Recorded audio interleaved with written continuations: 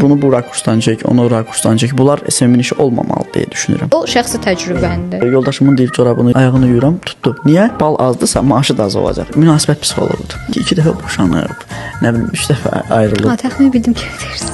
6 aylıq kursu oxuyanlar 4 il təhsil alanlardan daha peşəkardır. Amma Çinli çaydanı görürsünüz necə? Hamının ağlında. Əzbərə bilirəm. Məsələn, Elgizi tənqid ediriksə, onu oxşuyuruq deməkdir. Xoş qədəm eləyiriksə, onu oxşuyuruq deməkdir. Prompt mühəndisliyi gələcəyin peşəsi olacaq. Nümunə gətirə biləcəyimiz insanların hamısı 80-ci, 90-cı illərin insanlarıdır. Elə bir nostalgiya sevgisi çoxdur. Bəli.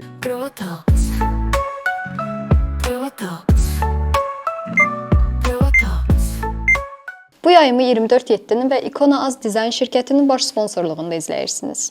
Salam Protax izləyiciləri. Bu gün qonağımız marketoloq, yazıcı Abdulqadir bəydir. Salam Abdul bəy, xoş gəlmisiniz. Salam, hər vaxtınız xeyir olsun. Təşəkkür edirəm dəvətiniz üçün. Sağ olun, yaxşı ki gəldiniz. Abdul bəy, mən istəyirəm ilk öncə biraz sizin sahəniz haqqında danışaq. Birbaşa sizin sahənizdən suallar verim. Siz dediniz ki, marketoloqsuz və bir marketoloq kimi siz hesab edirsinizmi ki, gənclərə bu sahəni məsləhət görmək, tövsiyə etmək olarmı? Yəni hal-hazırda ixtisas seçimi edən bir gənc olsa, siz ona deyərsinizmi ki, marketinq ixtisasını seç, bu sahədə özünü iş tapa biləcəksən. Çörək verən sahədir. Əla sualdır. Təşəkkür edirəm əvvəlcə sual üçün. Bilirsiniz, ixtisas seçimidir, karyera məsələləridir. Bunlar elə bir məsələdir ki, bu şəxsin öz istəyi ilə bağlı bir məsələdir. Amma məsləhət vermək, tövsiyə eləmək kimi olsa belə, 4 illik universitet təhsili bir şəxsə marketinqi öyrədə bilməz. Mən əsas da bunu soruşmaq istəyirəm. Bir şəxs 4 il ərzində təhsil alıb marketinq öyrənə bilməz, yəni marketoloq ola bilməz. Bu birinci növbədə işin psixologiya tərəfindən düzgün deyil. Çünki marketinq bir məhsulun satışı yox, onun tanıtımı, xidmətin tanıtımı, brend yaratma məsələsidir. Və bir insan əgər insan psixologiyasını, düşüncə psixologiyasını, qavrayışı bilmirsə, harda istəyir oxusun, o marketoloq ola bilməz. Bəs insan psixologiyasına dair nə bilməlidir ki? Yəni təməlində nə olmalıdır? Birinci növbədə insanlar nəyi alır və niyə alır sualına cavab verməlidir.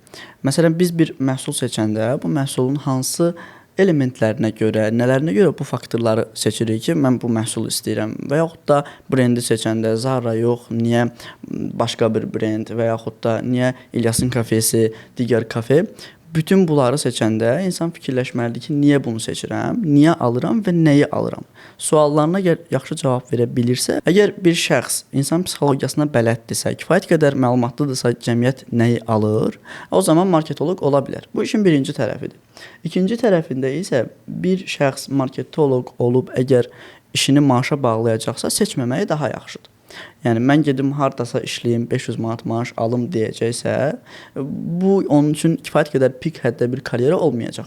Mən tövsiyə eləyərdim ki, marketinqi seçənlər özünün hər hansısa bir ixtisası olsun, əlavə sahə olaraq marketinqi seçsinlər, marketinqdən peşəkarlaşsınlar. Mən özüm muzeyi bitirmişəm və mənim oxuduğum dönəmdə proses belə idi ki, muzeyşünaslıq ixtisası o qədər tələbatlı deyildi və mən fikirləşdim ki, əgər insanlar bu sahəni, qrup yoldaşlarım bu sahəni seçmirsə, demək ki, o qrupdan 23 nəfərin içində bulduzu parlayan mən ola bilərəm. Mən keçdim muzeyşünaslıq. Mən keçdim işin mədəniyyət marketinqi tərəfinə. Ki, niyə muzeyşünaslıq və niyə ümumiyyətlə muzeylər təbliğ olunmalıdır və s. Yəni, hər bir sahə olur olsun, o sahənin özünün marketinq kateqoriyası daha məqsədə uyğundur. İxtisas seçirsə tələbə. Yox, əgər deyirsə ki, mən həkim olmayacam, marketoloq olacam, o sahədə bilirsiniz, təəssüflər olsun ki, bugün çox gənc valideynin təkidi ilə təhsil alır və məcbur olub o ixtisaslardan birinə girir. Hansı ki, o ixtisasların balları azdır. Bugün marketinqi 200 baldan qəbul olmaq olur. 200 balı toplayıb marketoloq olacaqsa olmasın həmin şəxs. Əgər işini, vəzifəsini, ixtisasını yaxşı şəkildə öyrənəcəksə, təlimlərə qatılacaqsa, bugün 6 aylıq kursu oxuyanlar 4 il təhsil alanlardan daha peşəkardır. Bu sual vermək istəyirdim. Bəli, 4 il təhsil alanlardan daha peşəkardır. Dəqiq daha peşəkardır. 100%. Bəli, çünki 4 il təhsil alanların içində o 2 ili boşuna gedir. Azərbaycan tarixi, adiaq, xidiaq, bu tipdə fənlər olur və marketinq işinin sadəcə nəzəriyyəsi öyrədilir. Məsələn, təhsil alan bir tələbə marketoloqu bitirir və keçir magistraturaya. Magistraturada MBA proqramını seçir və s. Yenə də eyni təkrarlar orada keçirilir. Yəni 6 il belə oxusa, 5 il belə oxusa, 7 il belə oxusa, təlimlər, kurslar onun üçün daha faydalıdır. Daha məqsədə uyğun olar. Niyə? Çünki o təlimi keçənlərin heç birisi universitet məzunu olmayıb. Sadəcə işin marketinqini öyrənib, məsələn bir biznesmendir. Adam başa düşür ki, mən kimə necə nəyi satıram, onu artıq öyrədir, praktikası var çünki. Amma nəzəri bilirsə, hər hansısa bir kitabı, PDF-i oxuyursa, o yaxşı marketoloq ola bilməyəcək. Nə maraqlıdır ki, valideynlər də uşaqlarının marketoloq olmağını istəmirlər. Həkim olmağını istəyirlər. Bəlkə polis olmağını istəyirlər. Amma heç eşitməsən ki, desin ki, uşağımı istəyirəm marketoloq olsun. Bilirsiniz, bu cəmiyyətin problemidir. Biz təəssüflər olsun ki, aşağı təbəqəli balları olanda o elə bilirik ki, ixtisas da qəribədir. Özəl universitet dövlət universiteti kimidir. Yeganə ölkəyə ki, bizdə özəl universitetlər demək olar ki, aşağı səviyyədə qiymətləndirilir. Dünyanın xarici ölkələrdə valideyn övladını özəl universitetə xüsusilə qoyur ki, yaxşı təhsil alsın. Bizdə özəl universitetə girəndə deyirlər ki, nə olacaq, oxusun, görək nə olur. Amma marketinq sahəsi axı belə baxanda hər yer reklamdır. Hətta həkimin belə reklama ehtiyacı var. Bəli, məsələ burasındadır ki, məsələn, marketinq niyə vacibdir? Çünki bütün idarələrdə, bütün dövlət olsun, özəl olsun, hər yerdə marketinq planlama şöbəsi var. Məsələn, hər yerdə stomatologiya şöbəsi yoxdur. Bəli. Hər yerdə stomatoloqa ehtiyac da yoxdur. Amma hər şöbədə mütləq ki, menecmentə, marketinqə, SMM-ə bunlara ehtiyac var. Bu tip ixtisaslar bizdə yeni tələbatlıdır deyə, məsələn, fikirləşiblər ki, çox güman ki, bir marketoloqa ehtiyac var artıq. Dövlət İmtahan Mərkəzində, Təhsil Nazirliyində o ixtisası balla qiymətləndiriblər ki, qəbul aparılsın. Yenidir deyə, aşağı baldır deyə valideynlər istəmir o ixtisasda oxusunlar. Çünki düşünürlər ki, marketoloqu bəzən biz marketinq ixtisasını ümumiyyətlə marketlə əlaqələndiririk. Ki, gedib nəsə satacaq, nəsə bazarda işləyəcək. Ona görə anlayış insanların fikrini tamamilə dəyişir. Sovet təfəkkürüdür də, az aşın ağrımaz başın. Deyir ki, getsin, müəllim olsun, 400 manatını alsın, sakit otursun, başı dinc, qulağı dinc. Yaxın gələcəkdə marketinqin balı arta bilərmi bəs? Artıb artıq. Artıb. Bəli, universitetlərdə. Mən elə bilirəm 400 idi deyəsən. Bəli, 465-dir hal-hazırda Bakı dövlətdə bildiyim qədər artıb və artacaq da. Çünki hamı başa düşür ki, bu tip yeni, məsələn, süni intellekt necə ki bir anda parladı, onun da balı hal-hazırda aşağıdır. Çünki başa düşürlər ki, onun da balı var. Bəli, artıq yaratdılar. Dövlət İmtahan Mərkəzi keçən ildən süni intellekt təhsilini yaratdı. İxtisasını yaratdı. Neçə baldır? Bir balını bilmirəm, 200-lərdədir bilirəm ki, yəni bir 300-dən yuxarı qalxmır. Data analitika bunların hamısı yeni tələbatlı ixtisaslardır. Ki buna görə elə qruplaşdırdılar, riyaziyyat informatika və s. Buna görə insanların və valideynlərin düşüncəsi biraz absurdlaşır da ki, az baldır, bu nə olacaq? Elə bilir ki, o bal azdırsa, maaşı da az olacaq. Çünki həyatını maaşa bağlayır insan. Bu ən böyük səhvdir. Süni intellekt demişkən, mənim özümə də maraqlıdır. Elə bilirəm ki, prompt mühəndisliyi gələcəyin peşəsi olacaq deyirlər. Həm də yox olmayacaq, hardasa bir il sonra artıq maraqsız olacaq, elə də ehtiyac olmayacaq, tələbat olmayacaq da deyirlər. Bu barədə nə fikirləşirsiniz? Əslində belədir ki, süni intellekt anlayışı, yəni hər yerə artıq əl çatan olduqdan sonra insanların marağı itəcək. Kütlə psixologiyası budur da, insan nəyə əl çatmaz olursa, nə azdırsa ona maraq göstərir. Bir müddətdən sonra həqiqətən də onlara çox peşəkar kadrlar olacaq, amma artıq maraq itəcək. Eynilə bu bir vaxtların ixtisasları kimi də ekologiya kimi artdı, tələbat oldu. Sonra bütün kadr bazası doldu artıq. Özlərinə uyğun kadr bazasını seçdikdən sonra ixtisas tamamilə maraqdan, həvəsdən düşdü. Yəni düzgün prompt yazmaq elə də bir rol oynamayacaq deyirsiniz. Bəli, əlbəttə. Çünki artıq məsələ budur ki, promptu belə süni intellekt öz yaza bilir. Əslində hə. Emergent məsələn ayda sayt yaratmaq üçün ChatGPT-yə bir prompt verir sənə, gedib onu vurursan, hazır şəkildə saytın hazırdır. Yəni süni intellekt özü o promptu, o vəzifəni icra edir artıq. Bu da gələcəyin peşəsi deyilmiş. Bəli. Abdul bəy, bəs cəmiyyətdə uğur təfəkkürü nədir və sizin fikrinizcə əslində necə olmalıdır? Ümumiyyətlə uğur elə bir anlayışdır ki, vahid bir düsturu var.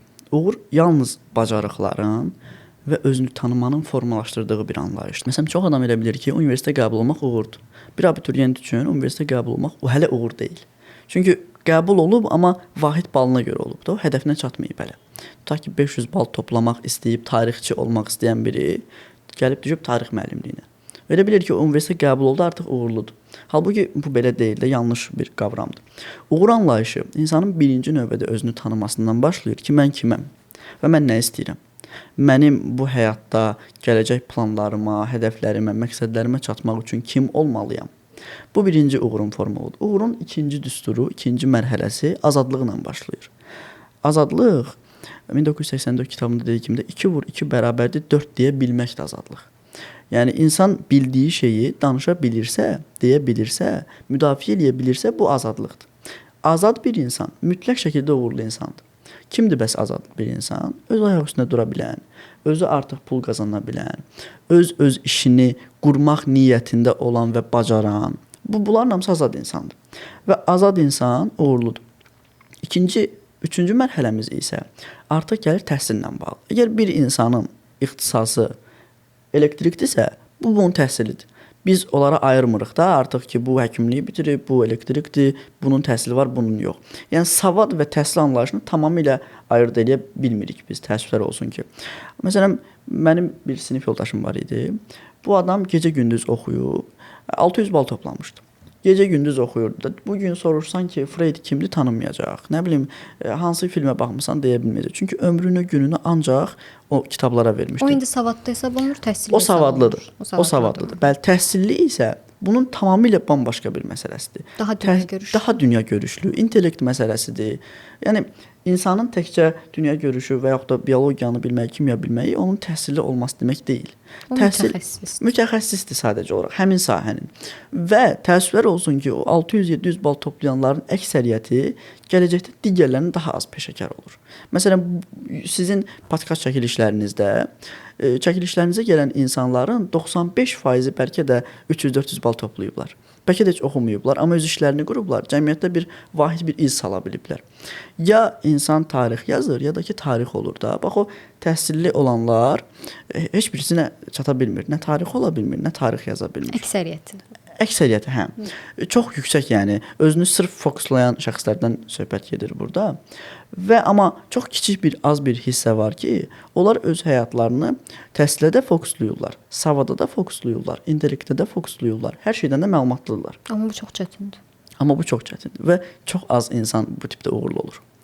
İndi biz belə bir sual yarana bilər ki, bəs bu qədər yüksək bal toplayan insan necə uğurlu olur? Onların az bir hissəsi oxuduqları sahəni pula çevirirlər.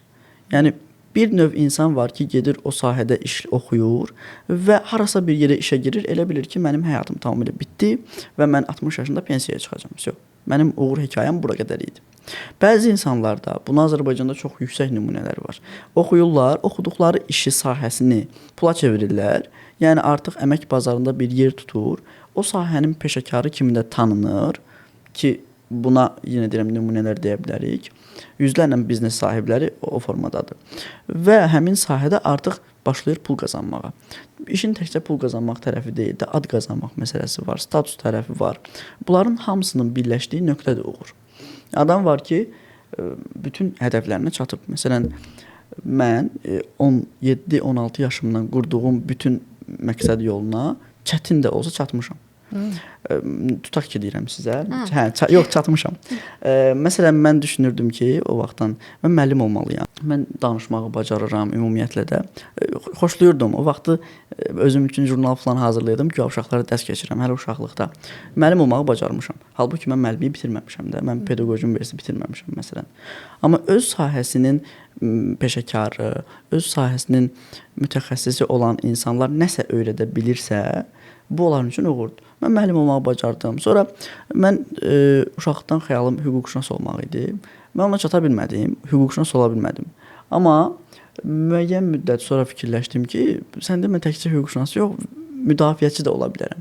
Və mən zaman keçdikcə öz işimi də müdafiə edirəm. Bir neçə artıq seminarlarda, konfranslarda çıxış edirəm və s. və ilaxır. Yəni bu kimi öz istədiklərinə nail ola bilən insanlar, çətin yol keçən insanlar uğurlu insanlardır deyə düşünürəm.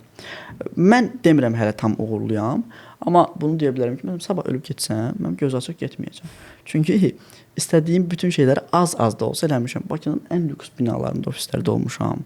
Pisində də olmuşam, yaxşısında da olmuşam. Ola bilsin 1 günlük, 3 günlük, 5 günlük, amma onların hamısına çata bilmişəm. Yaxşı komandalarla çalışmışam.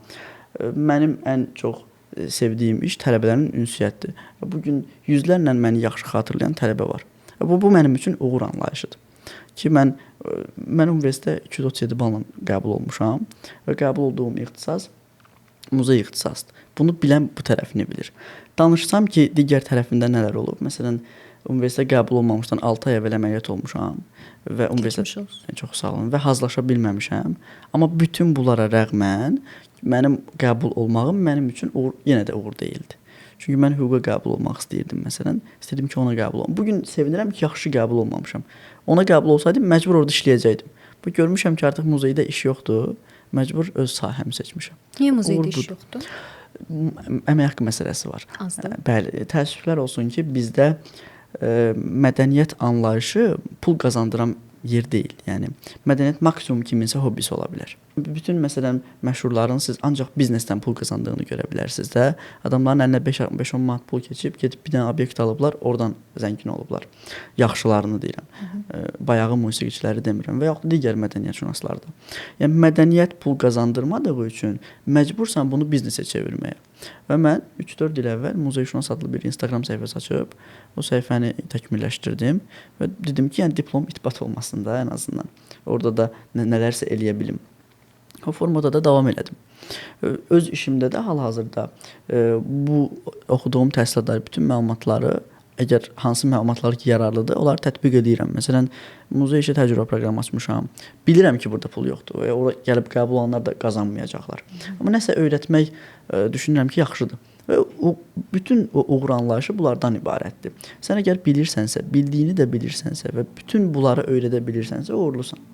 Bəs öz biznesini qurmaq istəyən şəxslərə yönələk biraz da. Yəni özünüz də qeyd etdiniz ki, hətta o sahəsində mütəxəssis olan şəxslər belə hamısı öz biznesini qurmağa yönəlir. Və mən təəssüf ki, indi də bu sualı görürəm ki, 10 mindən nə biznes qura bilərəm, 20 mindən nə biznes qura bilərəm. Sizcə bu insanlar necə uğurlu ola bilərlər və ya startap layihələri necə uğurlu ola bilər və ya necə uğursuz ola bilər? Uğursuz ola bilər. Ümumiyyətlə mənim belə deyək, mən deyə bilmərəm ki, mən biznesmenəm. Çünki mən heç bir layihəyə birbaşa investisiya qoymamışam. Dolayısı investisiyalar qoymuşam ya kiminsə əli ilə. Şərik olmusunuz? Təxmini. Və yaxud da hansısa bir investor tapmışam. Adama vəd eləmişəm ki, bu üsulla barter eləyəcəyik, məsələn deyirəm. Və o formada razılaşmışıq. Digərləri isə onlayn bir baza yaratmışam işlərimdə. Və çox böyük problemlər və çətinliklərlə onlayn bazadan keçmişəm əyaniyə. Yəni bilmişəm ki, məsələn 100 manat var, 100 manata bir dənə ofis götürə bilərəm. O formada inkişaf elətdirmişəm. Sözüm belə deyil. Ümumiyyətlə biznes qurmaq o qədər faydalı və yaxşı bir sahədir ki, çünki bizim gördüyümüz bütün hər yerdə biznes var. Bu gün nəsə satış varsa biznes var. Universitetlərin hamısı biznesdir ki, orada pul var və universitetlərə digər müəssisələrə işə qəbullarda insanlardan soruşmurlar ki, nəyi bitirmisən. Deyirlər, nəyi bacarırsan? Əgər o adamın satmaq bacarığı yoxdursa, hər hansısa bir formada yumşaq bacarıqları yoxdursa, onu işə götürmürlər təəssüf ki. Bütün bunlara görə insanlar keçirlər biznesə. Və biznesdə uğurlu olmağın yeganə sirri, prioriteti budur ki, düzgün şəkildə sistemli bir baza qurub, sən müştəri potensialını artırmalısan. Yəni, belə deyim ki, məsələn, bir tutaq ki də, hər hansısa bir xidmət göstərirsən, o xidmətin alt xidməti nəsə bir ödənişsiz olur, intervyu olur ki, səni tanıyan insanlar çoxalır. Səni tanıyan çox insanlardan avtomatik olaraq gələcəkdə reklam, PR kimi istifadə edirsən. Buna belə deyək də, networking, təxmini şəbəkələşmə. Yəni məni tanıyan insanlar artdıqca mənim satış potensialım artacaq. Biri var ki, sən nəsə pul qoyasan və birbaşa ödənişli xidmətə keçəsən, o insanların sənə qarşı etibarı yoxdur, o insanlar sənə qarşı güvənmir, tanımır səni, təbii olaraq səndən məhsul almayacaqlar, məcbur olmadıqları müddətdə. Bir də var ki, artıq səni tanıyırlar və sən kiminsə tövsiyəsi ilə o müştərini qazanmısan. Məsələn, mən sizin müştərinizəm, mən sabah gedim dostuma deyəcəm ki, Nel xanım filan məhsul çox yaxşıdır, gedib alacaq. Mənə artıq siz mənə pulsuz belə versəz, itirmirsiniz. Çünki mən gətirdim sizə bir nəfərdə. O formada. Yəni, uğurlu olmaq budur. Uğursuz olmaq isə birbaşa olaraq işi pulun üzərində qurmaqdır. Yəni, maliyyənin üzərində qurulmuş istənilən biznes uğursuzdur. Yəni, mən 10 min qoydum, 15 min yana götürəcəm deyirsinizsə, uğursuz olacaqsınız. Analitikadır. Aşağı yuxarı yoxdursa, orada uğurdan söhbət gedə bilməz. Ən pis halda biznesdə qoyulan pul, mən həmişə deyirəm, Sakit Səmədovun bir sözü var, deyir ki, indiki dövrdə risklər danılmazdır. Amma biznesmen riskləri sevir də, biznes riskləri sevmir. Yəni, bir biznesmen olaraq mən bu gün 10.000 qoyub batıra bilərəm, 20.000 qoyub batıra bilərəm, başqası qoyub batıra bilər. Amma bu biznesə keçməməlidir bu risk. Vahid orada bir sistem var. İşçilər var, orada müəllimlər var, tələbələr var və yaxud da müştərilər var ümumiyyətlə yəni. O riski mən qatsam artıq biznesə, bu olur faciə. Yəni düşünməyin ki, bu pulu nə vaxt, Bəli. nə qədər vaxtda çıxaracağam, Götürəcəm. nə xeyir alacağam, Bəli, bəli. nə vaxt xeyir alacağam. Bəli. Risk eləyin. Risk eləyin. Amma bu Uğurlu riski biznes üçün. biznesin sisteminə keçirməyin. Öncə tanışlarınız çox olsun, tanınırlığınız Bəli. çox olsun, etibarlı, güvənilir bir insan olun, biraz məşhur olun. Təxminən. Sonra biraz risk eləyin maddi olaraq. Və bunu sistemləşdirin. Bu formada da həyata keçirin. Bir marketoloqla danışıb yəqin ki, SMM sahəsindən danışmamaq düzgün olmaz deyə düşünürəm. Biraz da SMM-lərin də yaralarından danışaq, hansı ki, nəyə görə bütün iş elanlarında SMM-lərdən həddindən artıq çox şey tələb olunur və heç biri onların işi deyil əslində. Əslində SMM-in işi nədir? O nə etməlidir və nəyə görə ondan bu qədər çox şey tələb olunur? Ümumiyyətlə sosial media marketinqi adından da məlum olduğu kimi yalnız və yalnız sosial medianın tanıtımı ilə məşğuldur. Ümumiyyətlə sosial media marketinqi belə bir məsələdir ki, sosial medianın tanıdılması, inkişafı və ümumiyyətlə qurulması. Buna daxildir kontent planlama, kontentlərin yaradılması, sosial şəbəkələrin idarə olunması. Təəssüflər olsun ki, bəzi sahibkarlar bir SMM-dən mobiloqrafiyanı da tələb eləyir, dizayn da tələb eləyir. Əlbəttə ki, bu onlar tərəfindən baxanda bir strategiyadır. Adam 3 yerə 300 manat verməkdən 1 yerə 500 manat verir, kifayət eləyir. Yəni o orada qazanır. Amma bir SMM-in işi yalnız və yalnız sosial medianın üzərində qurulur. Instagramı daxildir, Facebooku daxildir və s. və s. Yəni bu adamın işi həmin o hissələri idarə etməkdir. Brendin, hər hansısa bir şirkətin, müəssisənin yalnız sosial mediada tanıdılması, ön plana çıxarılmasının təminatıdır SMM-in işi. Bunun xaricində olan bütün işlər artıq adından mobiloqrafdır. Bu adamın işi mobiloqrafiyadır, çəkilişləri bu eləyəcək və s. Yenə deyirəm, bizneslər üçün bu iş elanlarında uğurludur da. Mən sahibkar olsam, mən də elə eləyərəm. Bir nəfərə 5 nəfərin işini verirəm ki, daha az pulum çıxsın, daha az kadr olsun, baza az olsun. Əslində kiçik sahibkarın da çox elə bir başqa yolu da yoxdur. Bəli, təbii olaraq. Məsələn, bir mağazada nə qazanır ki, adam nə versin? eynən nə qazanır ki, yəni 4 yerə 300 manat pul versin də birinə verir. Bu da razıdır bu tərəfdə ki, mən bu qədər pul alacağam. İki tərəf üçün də razılıq olur, amma əlbəttə ki, yanlış bir məsələdir. Əslində isə SMM ayın öncəsindən planlama eləməlidir ki, bu tərzdə postlar hazırlanmalıdır. Kontentlər. Bunu kontent meneceri hazırlamalıdır, yazmalıdır və s. Bəli. Mobiloqraf çəkilişlərini etməlidir. SMM verilməlidir. SMM bunu səhifədə artıq paylaşmalıdır. Eynən. Yəni Və mesajlara cavab yazmaq və s. bunlar da daxil, yoxsa bunlar operatorun işləridir? bunlar operatorun işləridir. Sadəcə olaraq indi SMM-lər eləyir də yaxşı mesaj yazmağın özü bir ustalıqdır da deyilir. O da bir Həmin satış. bəli, o da bir satış. Yəni SMM bunu eləyərək öz işinə belə deyək də əngəl olmur. Eləməyi yaxşıdır. Çünki sosial mediada da, medianın içindədir, həmin o Instagramın içindədir. Kənara çıxmaq artıq SMM-in işi deyil. Məsələn, Məsələn də adam çəkilişlərə getməməlidir. Yəni bəli, bunu bu rakursdan çək, onu o rakursdan çək. Bunlar SMM-in işi olmamalı deyə düşünürəm. Ki bu həqiqətən də belədir. Ümumiyyətlə sosial medianın yalnız və yalnız adamın işi telefondandır və ya da kompüterləndir. Girir, strategiya qurur ki, bu səhifə necə inkişaf etdirilməlidir və bunun üçün göstərişlər verir. Göstərişi verir mobiloqrafa, dizaynera, göstərişi verir content menecerə və s. və ilə axır. Yalnız və yalnız SMM-in işi göstəriş və planın qurulmasıdır. Plan qurur ki, həftənin filan günləri bunlar olacaq. Bunların olunması üçün gedin çəkilişlər eləyin, gedin bunu məhsulu çəkin və s. Mən də onu paylaşacağam. Captionunu yazacağam, hüquqlarını təyin eləyəcəm, sitəylərini təyin eləyəcəm və s. bəs bəyənməmə necə? Yəni təsəvvüründəki kimi olmadı, briefə Artıq uyğun bu olmadı. SMM-in belə deyək də Yeni bir iş. peşəkarlığıdır. Bəli. Ha. Təbii olaraq. Bir reklam paylaşılırsa, bu reklamın tutmama ehtimalı SMM-dən asılıdır. Çünki adam düzdür, pullu şəkildə reklamda qoyula bilər, amma bu ən asan yoldur. Asana qaçışdır. SMM-in işi pulsuz şəkildə reklamları qoymaq və bunu kəşfətə salmaqdır. Çünki heç bir alqoritm ödənişli reklamları birbaşa kəşfətə salmır. Yəni alqoritmin beyni budur ki, bu kontent insanlara maraqlıdırsa, güldürürsə, əyləndirirsə, bu kontent həddindən artıq yaxşı qurulubsa, çəkilişləri və s. kopya deyilsə, unikaldırsa, bunu verir kəşfətə. və sizin qabağınıza, mənim qabağımıza, onun qabağına çıxır və s.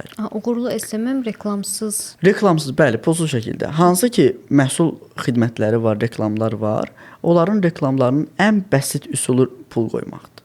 Yəni ki, meta ilə, nə bilim, dolayı yollarla. Çünki reklamla onsuz da nəticə alına biləcək də. Bəli, o Instagram o sistemi, digər sosial şəbəkələrdə o sistemi qurublar ki, %100 nəticə olsun.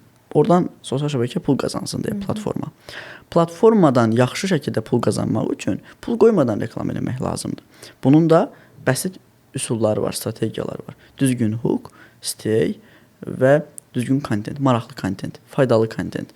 Məsələn, sizin gündəlik kəşfiyyatda qabağınıza çıxan videoların 98%-i pulsuz reklamlardır. Əslində, hə. Gülməli şeylərdir. Bəli, gülməli şeylərdir. Çünki alqoritm beyni onları daha çox qabağa çəkir.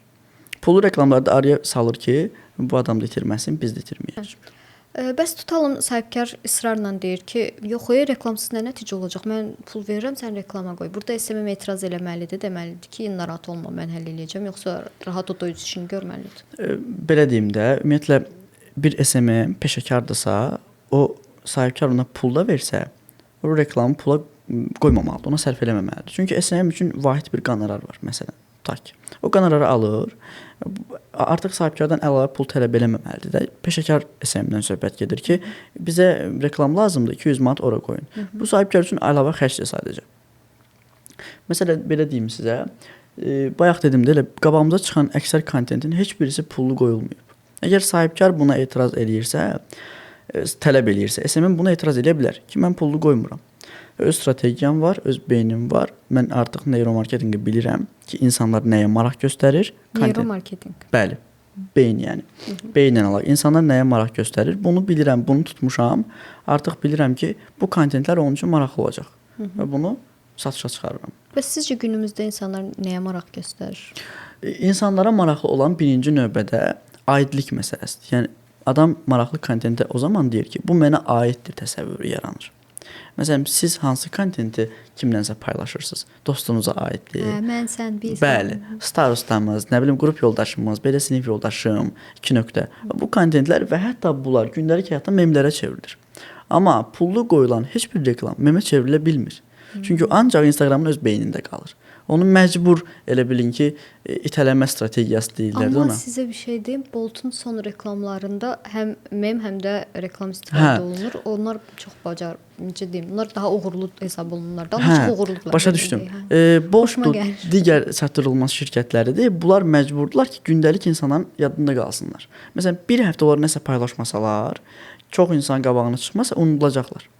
Gecəcək Yango, keçəcək Uber, rəqibləri qabağa çıxacaq. Rəqib qabağa çıxmasın deyə onlar məcburdular ki, pullu və yaxud da yaxşı kontenti efirə versinlər. Instagrama versinlər, TikToka versinlər ki, o beyindən, yadından çıxmasın insanın. Kütlənin yadından çıxmasınlar. Amma xidmətlərdir, məsələn, sizə heç hansısa bir idarənin SMM-ə ehtiyac varmı ki, onu pullu reklam qoysun? Yoxdur. Çünki idarənin zaten statusu, adı, onun brendi kifayət edir ona. Orada bir balaca maraqlı bir kontent olsa, faydalı bir kontent olsa, məsələn, Qida Təhlükəsizliyi Agentliyi arıçılarla müsahibələr edir, onu paylaşır. Adamlara maraqlıdır. Başqa arıçılara maraqlıdır ən azından. Bütün bunlar onların hədəf kütləsinə maraqlıdır deyə o pul qoymağa məcbur deyil və gəlir həmin arıçı oradan lisenziyanı alır. Və o lisenziyanın qiyməti bütün xidmətlərin qiymətlərindən yüksək olur. Yəni pulsuz şəkildə düzgün strategiya ilə qurulmuş bir kontentdir. Paylaşdı, tutdu. Həm mem, həm reklam bir araya gəlsə, bəli, super olur. Super olur, əlbəttə ki. Sadəcə olaraq həmişə bunu öyrəndik. Çalışmaq lazımdır ki, pullu reklamlardan həmişə çəkinəsən. Bilirsiniz, orada zaten sponsorluq yazılır və bu özü yaxşı baxan və bilən adam üçün çox qeyri-peşəkar anlayışdır. Yəni görürsüz də altda sponsor. İzləyici də artıq bunu keçmək istəyir. Bəli, avtomatik olaraq. İnanmır, təbii olaraq. Amma gəlin bir kursun, məsələn, trendlər olur da. Trend necə formalaşır? Maraqlı bir nüans yaranır və onu bir neçə nəfər təkrarlayır, olur trend. Məsələn, burada biz arxa fonda nəyisə çəksək, maraqlı olacaq və bu podkastın özündən arxa fon daha çox izlənəcək. Çünki orada dava dalaş gedir, bir-birini qırırlar. İnsanların da marağı, kütlənin marağı budur. Cəmiyyətin tələbatı bu üzrədir ki, mən görmək istədiyim şeylərə əl çatmaz anlayışları, səhnələri görmək istəyirəm. Adicə memlərdə, gülürsə, ağladırsa, hiss yaradırsa, emosiya yaradırsa bu tutarlı kontentdir. Bayaq qeyd etdiniz ki, insanlar artıq postlarda sponsoru və ya reklamlı yazısını görəndə artıq onlarda keçmə hissi yaranır və inam olmur. Yəni maraqlı deyil artıq onlara bu yazını gördükdə. Belə bir yeni bir qayda çıxdı. Influencerların artıq reklam verərkən iş birliyi yazmağı.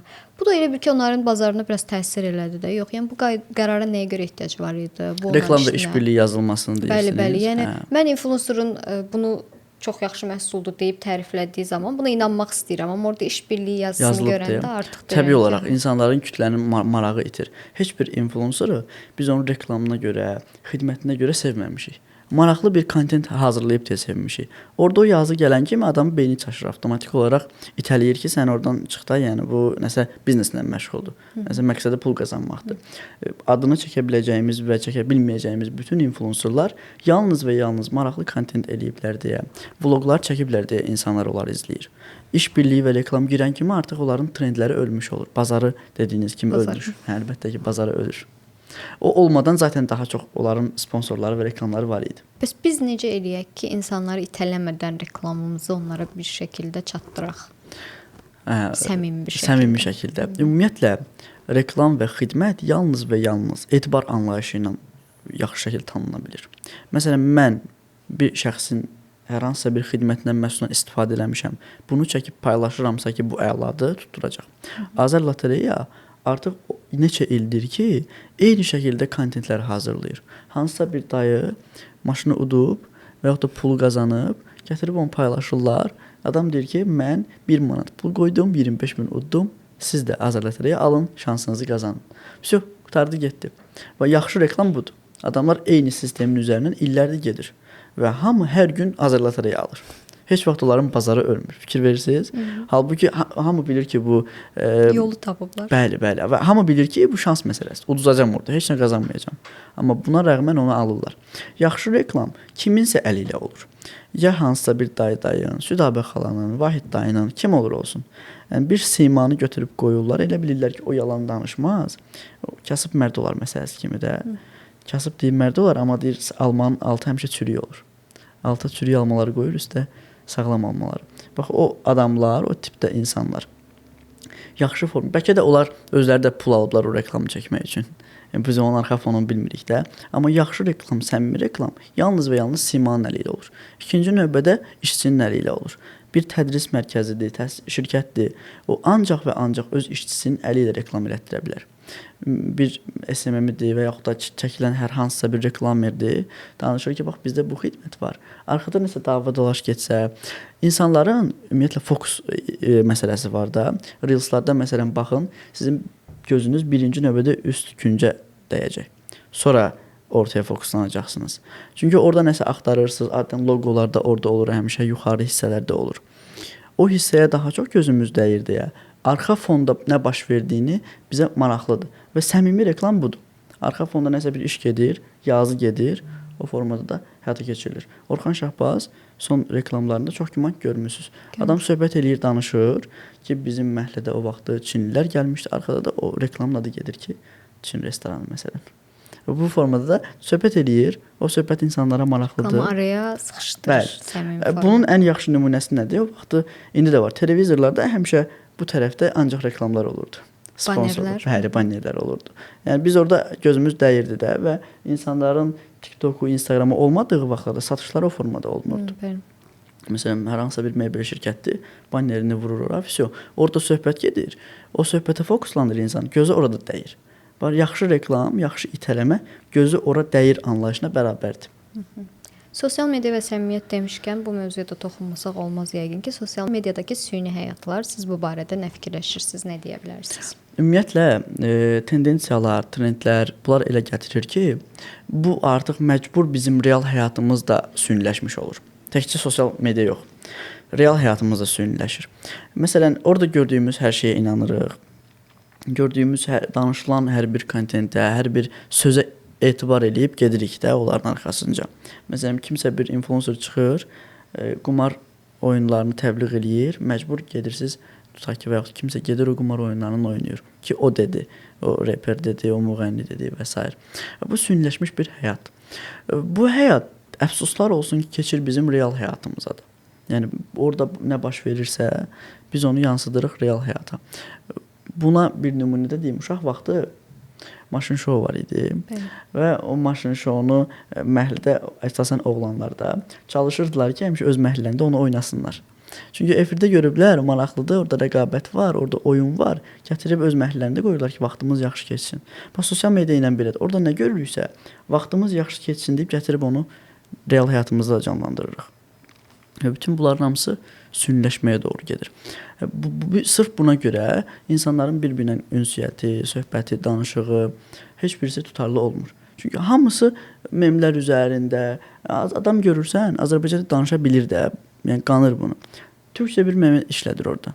Çünki orada onu görüb və o anlayış onun beynində qalıb.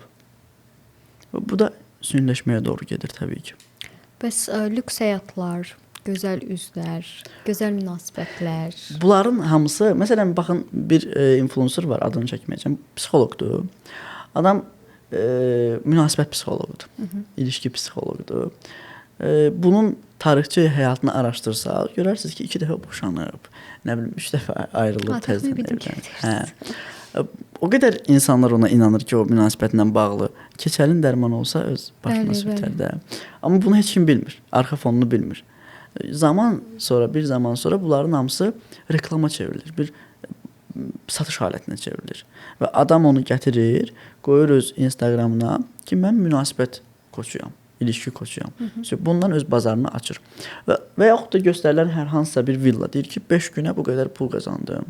Görürük ki, bizim bir tələbəmiz var. Deyir ki, mən influencer olmaq istəyirəm.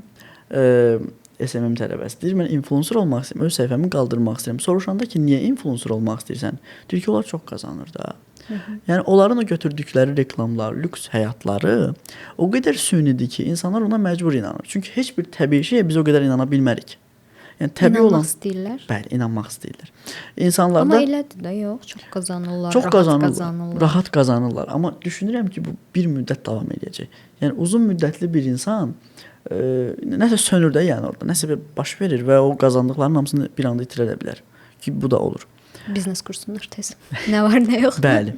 Bu da olur. Ki məsələn pul qazanır, sonra öz elə bir şeyə sərmayə qoyur ki, batır və bütün həyatı çökür bu adamın. Ona görə o tipdə lüks həyatlara çox da aldanmaq istəyi də olmamalıdır, heç düşünürəm ki. Bir SMM olmaq istəyənlər çoxdur, bir də influencer olmaq istəyənlər. Çünki çox qazanırlar deyə düşünürlər. SMM-lərin də çox qazandığını düşünürlər. Ya da ki, rahat işdir də, rahat sosial işdir, mediada da. əlim telefondadır. Bildiyim şeydir. Təəssüflər olsun ki, insan o vaxt SMM olur ki, düşünür ki, mən bir balaca Instagramın parametrlərini bilirəm, SMM ola bilərəm. Bu heç də belə deyil. Adam SMM olması üçün birinci növbədə yaxşı şəkildə psixologiyanı bilməsi lazımdır. Yəni kontenti yaradan insanlar çox güclü həm də psixoloqlardır. Adam başa düşür ki, o nəyə gülür. Cəmiyyəti müşahidə eləyir, bəli. Düşünür ki, nəyə. Ən populyar kontentlər spontan kontentlər olur həmişə. Avtobusda davanı çəkir, partladır bu dava, viral olur. Bütün xəbər saytları onu paylaşacaq, bütün hər yer onu paylaşacaq. Çünki spontandır, planlı şəkildə olmayıb. O da düşünür ki, bunu çəkib qoyaram, səhifə inkişaf olar, vəsə. SMM olum. Uğurlu bir marketoloq olaraq, mən indi sizi uğurlu bir marketoloq hesab edirəm. Uğurlu bir marketoloq olaraq sizin cəmiyyətdə müşahidə etdikləriniz nələrdir? Ümumiyyətlə bunu deyim ki, insan peşəsindən asılı olmayaraq düşünürəm ki, düşünən insan və fikir adamı kimi müşahidə etməyi sevməlidir. Mən nə qədər fikir adamıyam, nə qədər peşəkaram bunu bilmirəm, amma uşaqlıqdan bəri mən müşahidə etməyi çox sevirəm də. Mənim bir parodiya bacarığım var, gəl görəsən. Müşahidə etməyi sevirəm ki, kim necə eləyir, nə formada eləyir. Mənim düşüncəmcə cəmiyyət hal-hazırda ən sadə və bəsit nə varsa ona maraq göstərir. Ümumi kütlə. Və bunun səbəbi bir cümlə var, deyir ki, cəhalətin səbəbkarları əsarətin əzmkarlarıdır. Bizim vaxtilə müstəmləkə həyatında olduğumuz, işğal dönəmində olduğumuz vaxtların səbəbidir bugünkü vəziyyətimiz. Məsələn, bugün insanların mentalitet, gender münasibətləri və s. danışdıqları bəsit mövzular var da ki, heç vaxt həll olmayacaq onların. İbtidai icma dövründən həlli yoxdur da mövzuların. Danışırlar çünki bəsit mövzulardır, trendli mövzulardır. Həmişə tutulur mövzular. Bəli. Adam deyir ki, mən Yoldaşımın deyir corabını yuyuram, ayağını yuyuram, tutdu. Niyə? Çünki illərdir bu mövzu danışılır.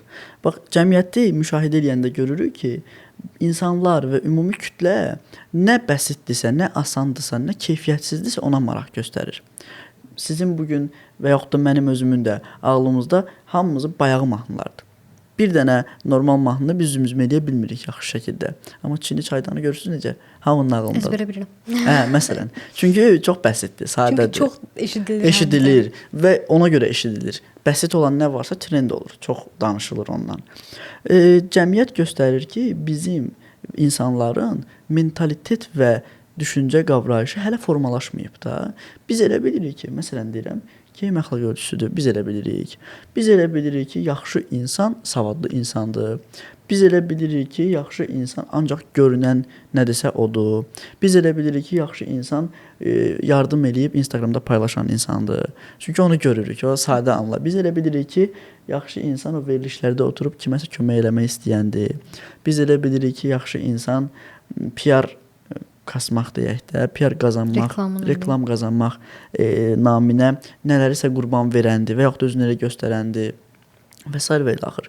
Bax, biz cəmiyyət olaraq hələ düşünə bilmirik ki, biz ümumiyyətlə kim olmuşuq, kimik və bunların hamısının cavabını verə bilmirik. Fərd olaraq hamı ağıllı insandır. Tutaq ki, mən universitetdə özüm yol gedirəm, fikirləşirəm ki, universitetdə oxuduğum dönəmdə fikirləşirəm ki, yaxşı oxumalıyam, da dərslərimi oxumalıyam. Gəlib düşürəm quruğun içinə. Buradan bir oğlan deyir ki, əşin eynirsən, oxuyub, inəksən, nəsən. Oradan başqa bir oğlan deyir ki, müəllim qiymət verir onsuz da. Düşürük artıq əhatə dairəsinə. Yəni kütlə, toplum yarananda kütlələşmə gedir. Və bu insanın beynini tamamilə fərdi düşüncədən uzaqlaşdırır. Yəni maraqlı heç bir şey olmur da.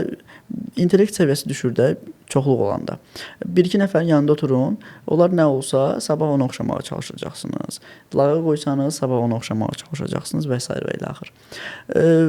Və müşahidə eləyəndə görürük ki, sən demə insanların hamısı əslində bir-birinin tənqidçisidir. Yəni məsələn biz kimi tənqid eləyiriksə, o oluruq, əks oluruq. Ergizi tənqid eləyiriksə, ona oxşayırıq deməkdir. Xoşgədəmə eləyiriksə, ona oxşayırıq deməkdir. Özümüzü görürük, o qədər utanırıq ki, məcbur tənqid eləyirik. Özümüzün əksinə o qədər görəndə qıcıqlanırıq ki, tənqid eləyirik. Halbuki onlar bizim görünən tərəflərimizdir. Onlar göstərmək istəyir ki, bax qardaş, sən busan.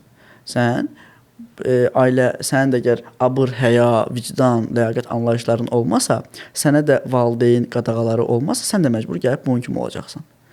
Yəni insan azadlığın həddini aşanda azadlıqdan məhrum olur və bütün kütlənin önündə biabır olur. Onu bizə göstərirlər. Biz də qıcıqlanırıq, narahat oluruq ki, bu niyə belə elədi, viral oldu, trend oldu və s. və ilə axır. İkinci bir məsələ budur ki, bizim ümumiyyətlə kütlə olaraq, Azərbaycanlı olaraq, cəmiyyət olaraq yenə 98% deyək, 2%-in haqqına girməyək. Uğursuz olmağın, inkişaf etməməyin əsas səbəbi budur ki, biz həmişə keçmişdə qalmışıq. Bax, mövzu ədəbiyyatdan da olsa, mədəniyyətdən də olsa, nümunə gətirə biləcəyimiz insanların hamısı 80-ci, 90-cı illərin insanlarıdır. Nümunə gətirəndir ki, Şövkət Əkbərov belə oxuyurdu. Nə olsun, elə oxumurdu. İndiki başqa elə musiqici var ki, ondan da yaxşı oxuya bilər. Və yaxud da olmaq istəyən insanlar artıq biz mane oluruq. Elə bir nostalgiya sevgisi çoxdur. Bəli. Hər zaman keçmişə bir keçmişə meyliliyimiz var da. Bu nə qədər tənqid eləsək də, məsələn, hər evdə bir nəfər var ki, deyir ki, bizim vaxtımızda belə deyildi. Sovet dövründə belə deyildi və s. Çünki o qədər biz keçmişə bağlıyıq ki, oradan qopa da bilmirik. Qopmaq istəyəndə də məcbur oluruq ki, nəsə olsun. Bax, bir dənə normal intellektli bir insan danışmaq istəyən deyirlər ki, başımıza alim çıxdı da. Çünki o qədər qalmışıq biz Füzulidə, Nəsimidə ki, ancaq onlar ola bilər, onlar danışa bilər. Bizim artıq danışmağa ixtiyarımız yoxdur. Biz kimik? Biz kimik ki, bəli. Və ona görə də bu uğursuzluq yaranır. Bayaq qeyd etdiniz ki, geyim əxlaq ölçüsü deyil. Bəs sizcə geyim ümumiyyətlə heç nəyin ölçüsü deyil? Çünki mənə elə gəlir ki, geyimindən bir insan haqqında müəyyən bir qərara gəlmək olar. Əxlaq indi hərənin əxlaqı özündədir, ona nəsə demək olmaz, bu əxlaqlıdır, bu əxlaqsızdır. Amma yəni mən bir insanın geyiminə baxıb deyə bilərəm ki, bu insandan mən uzaq durmalıyam və ya əlbəttə. Məsələ bilirsiniz nədir? Burada təsir məsələsi var. Yəni geyim insan üçün bir brend, təsir məsələsi var. Məsələn, əgər bir insanın çox nalayiq geyimi mənim əxlaqımı poza bilirsə, o yaxşı geyinməyib deməkdir. Mənə təsir eləyirsə. Amma niyə ki? Məsələn, Öz üçün geyinib də sənə təsir etməsə sənin problemindir.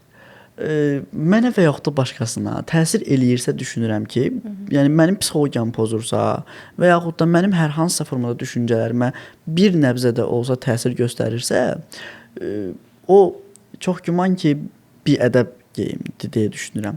Geyimin burada açıqlığı və yaxud da qapalılığı mövzu bahis deyil. Sadəcə burada əsas məsələ budur ki, o mənə nə qədər təsir edir, yaxşı təsir edir. Elə bir insan görərik ki, çox yaxşı geyinib və çox yaxşı təsir edir bizə. Mən məsələn müsbət aura verir, yəni xoş olur da amma bir hiss yaradır onun haqqında ki, bu intellektli insandır, bu yaxşı müğənnidir və yaxud da və s. Bu təsiri yarada bilirsə, o təsirə görə qiymətləndirməliyik deyə düşünürəm geyimindən. Məsələn, siz yəqin ki, izləyicilərimiz də biz burada geyimdən danışdıq, əxlaqdan danışdıq. Birbaşa ağıllarına qadınlar gəldi, amma mənim nəzərdə tutduğum biraz daha fərqli idi. Geyiminə və ya saç düzümünə və ya aksesuarlarına əsasən biz o insanın təhlükəli və ya təhlükəsiz olduğuna belə bir ağlımıza bir fikir yaranır ki, bu insan təhlükəlidir. Yəni bu geyim axı nəsə bir fikir formalaşdırır da. Bəli, təsir məsələsidir. Yəni mənə təsir eləyirsə, mənim ağlımda hər hansısa siz dediyiniz kimi fikir formalaşdırırsa, mən onu öz çevrəmdən uzaqlaşdıra bilərəm. Amma bunu ictimaiyyətləşdirə və yaxud da ümumiləşdirə bilmərəm. Ki, bu insanlar pisdir deyə bilmirəm. Mənə təsir göstərir də. Bizim səhv bildiyimiz bir məsələ var. Kimlənsə dava eləyəndə biz onu günahkar eləyirik. Halbuki bilmirik ki, o məni qıcıqlandırdısa, qıcıqlanan tərəf mənəm. Mən özümü qırağa qoyum, özümlə mübarizə aparım, problemi özümlə həll edeyim. O adamın nə günahı var? Onun xarakter elədir. Mənim səhvim bu idi ki, o xarakterli insan mənə ziddirsə, onu yaxına buraxmayım. Məsələ budur. O geyimli insan sənin həyatına ziddirsə, onu yaxın buraxmırsan. Amma yox, onu yaxın buraxdıqdan sonra artıq sən onun haqqında nəsə bir fikir bildirsən, bu artıq sənin səhvin olur. Bəli, sonra da çıxıb belə ictimaiyyətə deməməlisən Deməməlisən. ki, filan geyimdəki insanlar təhlükəlidir, filan geyimdəki insanlar əxlaqsızdır. Sən uzaq durmalısan. Sənin o şəxsi təcrübəndir. Özün uzaq durmalısan. Xarakter məsələsidir. Çox təşəkkür edirəm Abdul bəy. Yaxşı ki, dəvətimizi qəbul etdiniz və podkastımıza gəldiniz. Maraqlı məqamlara toxunduq, maraqlı söhbətlər etdik. Protax izləyiciləri bizi izlədiyiniz üçün təşəkkür edirik. Abunə olmağı, rəy yazmağı, rəylərdə görmək istədiyiniz qonaqları qeyd etməyi unutmayın.